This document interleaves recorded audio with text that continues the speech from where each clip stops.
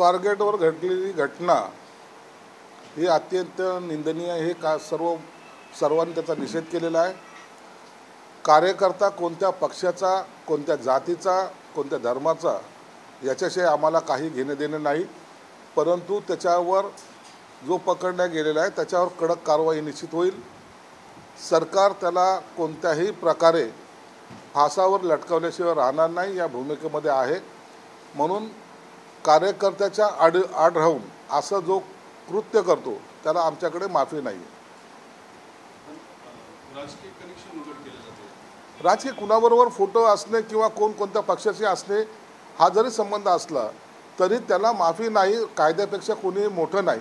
भारतीय राज्यघटना मानणारे आम्ही लोक आहोत, म्हणून त्यातून कुणाची सुटका होणार नाही। शक्ती कायदा जो आहे किती काळ केंद्र आणि राज्याच्या साखळदंडात अडकलेला राहणार असा अंदाज आहे कुणाचा? शक्ती कायदा। शक्ती कायद्याचं आता तातडीनं या चालू अधिवेशन लोकसभेचं पण आहे, विधानसभेचं आहे, म्हणून हा शक्ती कायदा लवकरात लवकर अंमलात येईल याच अधिवेशनाच्या काळामध्ये।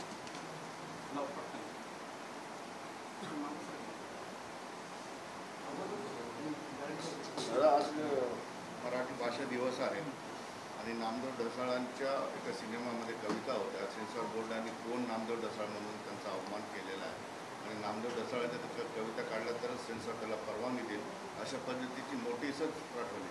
नामदेव ढसाळांनी मराठी भाषेला एक आयाम दिला, त्यांचाच अवमान केला जातो। कोण नामदेव ढसाळांचा सुद्धा सवाल विचारला। सेन्सॉर बोर्डावर बसणारे जे काही महाभाग आहेत त्यांना मला एक प्रश्न विचारायचा, तुम्हाला जर नामदेव ढसाळ माहीत नसेल तर त्या खुर्चीवर बसण्याचा तुम्हाला अधिकार पण नाही। नामदेव ढसाळांसारखा विद्रोही कवी या महाराष्ट्राला त्याची जाण आहे। त्यांनी जागतिक स्तरावर पारितोषिके त्यांना भेटलेली आहेत आणि अशा कवीचं जर तुम्हाला नाव माहीत नसेल किंवा त्याच्याबद्दलची माहिती नसेल तर तुम्ही तातडीने राजीनामा देणं हे योग्य होईल। नाशिकचं पालकमंत्रीपद आता भाजप स्वतःकडे ठेवणार असं जवळपास ठरलं आहे। मात्र कोकणातल्या ह्याच्यात तुमच्या दोघांमध्ये झुंज लावली गेलेली आहे असा अंबादास दानवे म्हणतात। अंबादास दानवेला आणखीन आमचं इंटरनल राजकारण माहीत नाही आहे, त्यांनी उबाठाचं राजकारण पाहावं। आमच्याकडं कोण कुणाला काय देणार आहे हे सगळं ठरलेलं आहे, म्हणून त्याचा प्रतीक्षा त्यांनी करावी। कोण कुणाला काय देतं यापेक्षा पक्षामधला चाललेला अंतर्गत प्रवाह जो दुसरीकडे वळतोय त्याकडे लक्ष दिलं तर बरं होईल। नाशिकचा कुंभमेळा त्याची मुख्यमंत्री देवेंद्र फडणवीस यांनी बैठक घेतली, त्याला अजित पवार आणि एकनाथ शिंदे दोघे गैरहजर होते, त्यामुळे पुन्हा यांचं नाव राज्यात नाही असं काही नाही आहे। मुख्यमंत्री कधीही बैठक घेऊ शकतात, कधी कुणाला बोलवू शकतात आणि मुख्यमंत्र्यांनी घेतलेल्या बैठकीला जर उपमुख्यमंत्री गैरहजर असतील तर त्याच्याबद्दलच्या स्पष्टता त्यांनी त्यांच्याकडे दिलेली असेल। त्यांचे असलेले काही कार्यक्रमाला तर जर गेले असेल आणि अनुपस्थित राहिले याचा अर्थ महायुतीमध्ये काही गोंधळ आहे असं समजण्याचं काहीच कारण नाही। संतोष देशमुख हत्या प्रकरणामध्ये आज आरोपपत्र दाखल केलं जाणार आहे। जवळपास 1400 पानांचं आरोपपत्र आहे। 8 आरोपींच्या विरोधात ते दाखल केलं जाणार आहे। आजच्या आरोपपत्रातून खरा गुन्हा आणि सगळं प्रकरण समोर येणार आहे आणि महत्त्वाचा पाय म्हणजे हे 2 महिन्याच्या आतमध्ये हे सगळं आरोपपत्र 2.5 महिन्यामध्ये दाखल होतं। संतोष देशमुख हत्या प्रकरणात पहिल्या दिवसापासून सरकारची भूमिका ही कडक राहिलेली आहे। सरकारने जाहीर केले होतं की आम्ही याचा जलद गतीने तपास करणार, आरोपीला फासाच्या शिक्षेवर पर्यंत पोहोचवणार आणि त्याच जलद गतीने आज 2 महिन्यामध्येच त्यांनी एक आरोपपत्र दाखल केलेलं आहे आणि उज्ज्वल निकमसारखे जे नामवंत वकील आहेत तेही त्याच्यामध्ये त्यांनी दिलेले आहेत। म्हणून आता निकाल लवकरात लवकर कसा लागेल हा प्रयत्न ते वकीलही करतील आणि आरोपीला फासावर चढवल्याशिवाय ते शांत बसणार नाहीत। उज्ज्वल निकमवरती आक्षेप केला आहे जितेंद्र आव्हाड यांनी, ते म्हणतात की हे भाजपचे कार्यकर्ते ते काय नाही आणि ते धनंजय मुंडेंची केस उज्ज्वल निकमांची मुद्दा लढवतात असं पण लढवली होती, त्यांचे वकील आहेत। उज्ज्वल निकमाला आम्ही वकील दिलेला आहे। उज्ज्वल निकमाच्या कार्यक्षमतेवर आम्हाला कुठंही संशय नाही आहे। जर जितेंद्र आव्हाडला किंवा इतरांना वाटत असेल तर त्यांनी वकील द्यावा, परंतु आम्ही जो वकील देऊ तो योग्य तो आर्ग्युमेंट हे जजसमोर करणार आहेत आणि वकील हे न्यायनिवाडा करत नसतात तर जज करत असतात, याचीसुद्धा त्यांनी जाणीव ठेवावी। म्हणून आरोपीला फासावर चढवण्यासाठी जे काही पुरावे लागतील ते उज्ज्वल निकम नक्की देतील। वसईजोगचा आरोपी कृष्ण आंधळे सापडत नाही, त्यानंतर पुण्याचा आरोपी सापडत नाही, आता प्रशांत कोरटकर सुद्धा सापडत नाही. गृहमंत्रालय नेमकं काय करतं? एका नेत्याचं विमान तात्काळ तुम्ही परत बोलून घेता, अशी टीका मला जाणवते. हे बघ, आता ते आरोपी का सापडले नाहीत, मी कालही मस्साजोगचे जो काही आरोपी एक जो फरार आहे त्याच्यावर मी शंका उपस्थित केली. त्याचा खून तर झाला नसावा म्हणून माझी शंका आहे. कालच्या घटनेचे आरोपी निश्चित पोलीस 7 पथकं त्याच्या मार्गावर आहेत. एखादा 2 दिवसाच्या आतमध्ये तो आरोपी पकडण्यात निश्चित जाईल. पोलिसांच्या कार्यक्षमतेवर शंका घेऊन त्यांना कामामध्ये व्यत्यय आणणं हे बरोबर नाही आहे. पोलीस आपला तपास योग्य मार्गाने करतायत आणि मस्साजोगचा जो एक आरोपी जो फरार आहे त्याच्याबद्दलचं नेमकं आता स्टेटस काय हे खरं तर पोलीस SP ने त्या ठिकाणी सांगितलं पाहिजे. लाडक्या बहिणींना आजपासून हप्ता जमा व्हायला सुरुवात झाली. मात्र कुठली अडचण अशी की 9 लाख ज्या महिला आहेत त्यांना अपात्र करण्यात आलेलं नाही. लाडक्या बहीण योजनेमध्ये चुकीचा समज जातोय. ज्यांनी तो फायदा पहिला घेतला होता परंतु त्या सक्षम आहेत, त्या कमवत्या आहेत म्हणून त्या लोकांनी स्वतःहून त्याच्यातून विड्रॉ झालेल्या आहेत म्हणून हा आकडा आपल्याला दिसतोय. त्यांचं तर आम्ही आभार मानतो की त्यांनी ही योजनेचा लाभ घेण्यापासून स्वतःला रोखलं आहे. म्हणून आम्ही कुणाला अपात्र करण्याच्या भानगडीत पडलेलो नाहीत. परंतु ज्यांनी मागा घेतली तर त्यांचं आम्ही अभिनंदन करतो आणि लाडक्या बहिणीचा ही योजना अशीच कायमस्वरूपी चालू राहील.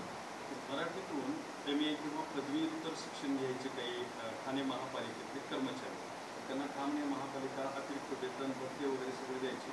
इकडे मराठी भाषेचा अधिकार दर्जा ह्या सगळ्या गोष्टी चालू असताना तिकडं मात्र त्यांचा तो भत्ता किंवा अधिकृत वेतन वाढ आहे ते सगळे बंद केले आहे. हे ठाणे महानगरपालिकेने का निर्णय घेतला या संदर्भामध्ये UD मिनिस्टर म्हणून एकनाथ शिंदे साहेब आहेत. ते त्याच्याबद्दलची बैठक बोलून त्याच्यावर निर्णय घेऊ शकतात. म्हणून त्यावर मी भाष्य करणं योग्य नाही. पुण्यातील जो आरोपी आहे तर त्याच्या पुराव्यासोबत आता फोटो व्हायरल होतोय आणि मग आता त्या आरोपीचे देखील आता राजकीय संबंध जोडले जातात. आमच्या राजकीय नेत्यांबरोबर किंवा कार्यकर्त्याबरोबर अनेक लोकांचे फोटो असतात. याचा अर्थ त्याला गुन्हा करण्याचं लायसन मिळालं असं समजण्याचं काही कारण नाही. आरोपी हा आरोपी असतो. आम्ही त्याला पकडून त्याला निश्चितच जी कठोरची कठोर शिक्षा आहे ते देण्याचा प्रयत्न सरकार करणार आहे. अब्दुल सत्तारांनी घेतलेले 20 कोटीचे निर्णय तुम्ही रद्द केलेले आणि त्याचा पैसा नेमका तुम्ही मेडिकलसाठी वापरताय, म्हणजे आता बरेच निर्णय तुम्हाला रद्द करावे लागतील का? असं नाही आहे. जे चुकीच्या पद्धतीने पैसा जो चालला होता त्याला थांबवण्याचा मी प्रयत्न केला आणि तो योग्य मार्गाने वापरण्यासाठी मी प्रयत्नशील आहे. पैसा हा सरकारचा नसतो, पैसा हा जनतेचा असतो. मग जनतेचा पैसा जनतेच्या हितासाठी कसा वापरला जाईल याच्याकडे माझं लक्ष आहे. कुणाची वर कुरघोडी करण्यासाठी मी हे काम करत नाही आहे. आता तुम्ही पाहत असाल की 5.5 कोटी रुपये मी हे पोलिसांना दिलेले आहेत. पोलिसांच्या ज्या जीप आहेत ज्याला आपण आरोपी पकडण्यासाठी त्यांना त्यांच्यावर दबाव आणतो त्यांच्या गाड्या 60च्या स्पीडच्या वर पळत नाहीत. मग अशा लोकांना चांगल्या जर वाहनं जर मिळाली, चांगले जर त्यांच्याकडे वाहनं जर पुरवले गेली तर आरोपीला पकडायला सुद्धा सोपं होईल. आजकालचे आरोपी हे मर्सिडीजमध्ये फिरत आहेत. मर्सिडीजच्या स्पीडला आमचं भंगार असलेली गाडीमध्ये पाठलाग कसा करणार आहे? म्हणून चांगल्या गाड्या देणं हा माझा प्रयत्न होता. म्हणून जो पैसा सरकारचा आहे जो जनतेच्या टॅक्सच्या स्वरूपात वसूल झालेला आहे त्याचा विनियोग हे चांगल्या कामासाठी झाला पाहिजे हा माझा प्रयत्न राहणार आहे. नाशिकच्या पालकमंत्रीपदावरून वाद सुरू आहे. भाजप म्हटले की ते आमच्याकडेच राहणार. याचा निर्णय या अधिवेशनामध्ये निश्चित होईल. अंबादादांनी असं म्हणाले तुम्ही जे निधी थांबवला त्यावरून की त्यांनी सन्मान केला पाहिजे प्रत्येक पालकमंत्रीचा, म्हणजे त्या खुर्चीला न्याय दिला पाहिजे असं निधीने थांबवलं पाहिजे. मला काय करायचं आहे, मी पालकमंत्री असल्यामुळे तेवढी अक्कल मला आहे. कुंभमेळ्याच्या बैठकी भाजपकडून हायजॅक केल्याचा आरोप होता. शिंदे पवारांची गांधी होती आणि दादा भुसे कोकाटे दिरवळे या मंत्र्यांना निमंत्रणच नाही. कुंभमेळा हा मोठा इव्हेंट ज्याला म्हणता येईल, मोठी घटना आहे आणि यासाठी सर्वांचं सहकार्य अपेक्षित आहे. आमदार असेल, खासदार असेल, लोकप्रतिनिधी असेल, सर्वसामान्य माणूस असेल, असलेल्या NGOज असतील, या सर्वांना एकत्रित करून हा कुंभमेळ्याचं आयोजन आम्ही सर्वजण करतो. म्हणून कोणता याच्यात ना पक्ष आहे ना कोणता लोकप्रतिनिधीला डावलण्याचा हेतू आहे. सर्वांनी मिळून हे सामूहिकपणे करण्याचा कार्यक्रम असल्यामुळं सर्वांना बरोबर घेऊन काम केलं जाईल. बरं, ते नीलम गोरेंचा जो विषय होता संजय राऊत बोललेले, तुमची शिवसेना आज राज्यभर आंदोलन करते. सुद्धा जिल्हा प्रमुख 5 वाजता आंदोलन. नीलम गोऱ्हेंनी केलेल्या वक्तव्याच्या विरोधात जे काही संजय राऊत किंवा त्यांचे इतर लोक बोलले त्याचा निषेध म्हणून ते आंदोलन आहे. त्या ज्या पद्धतीने एका महिलेवर यांनी प्रत्यारोप केलेले त्याच्याबद्दलचं आहे. जे एक महिलेबद्दल विधान काढू नये त्या पद्धतीचे विधानं त्या लोकांनी काढले. त्यांच्या विरोधात हे आंदोलन असल्यामुळं आम्ही त्यांनी केलेल्या विधानाचा आणि ह्या आंदोलनाचा तसा संबंध नाही, परंतु ह्या बाकीच्यांनी जे बोललं त्याचा निषेध म्हणून आज आंदोलन होतं. आजही अनेक भागामध्ये शहराच्या 6 ते 8 दिवसात पाणी येत आहे. हा कालावधी कमी करण्यासाठी काही प्रयत्नशील आता तुम्ही नवनिर्वाचित पालकमंत्री आहात, कसं बघताय? आणि तुम्ही आजच बातमी वाचली असेल की त्याच्यासाठी अत्यंत जलद गतीने काम सुरू आहे. मी मार्च एंडची त्यांना डेडलाईन दिलेली आहे. त्या अगोदरच हे काम पूर्णत्वाला नेण्याचा माझा मानस आहे. आत्ताच आणखी 15-20 मिनिटानंतर माझ्या आयुक्ताबरोबर चर्चाही होणार आहे आणि या संदर्भामध्ये निश्चित तुम्हाला खात्रीपूर्वक सांगतो मार्च एंडपासून पाणी वाटपाला सुरुवात होईल, तर त्यावेळेला जे काही कालावधी वाढलेला आहे तो निश्चित कमी झालेला तुम्हाला दिसेल.